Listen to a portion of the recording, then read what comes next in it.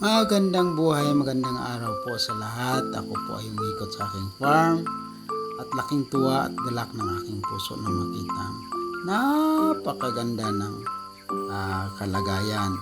Maliwalas po ang panahon, sumisikat na mabuti at magandang araw. Inikot ko po, ayan, malago na po yung aking mga pananim at sa isang banda makapal na po yung aking mga tinanim na mga ko na baktata o cover crop para sa preparation po ng pagtaas ng aking mga nyog at ma-maintain po ang moisture content ng lupa.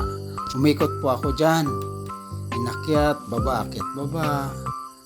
Nagagalak ako, hindi ko ramdam yung pagod at sa aking sarili. Nakikita ko yung aking mga pinaghihirapan ay kunting panahon na lang pag-iintay, makikinabang na, ayan, at maraming mga katutubo dyan na kinabang dahil sa mga tanim kong kamuti, sila po ang nagpo-produkto. Ayan, kung makikita po ninyo, may dalawang bundok. Diyan po ako nakatira, mga 5 kilometro mula dito. At ang area na ito ay 12.6 hectares ito at yung 8 hektarya ay reserve forest ko. Ayan, malalaki na yung mga puno. Nakikita mo, hingal na hingal ako sa pag-ikot ng ikot ako doon.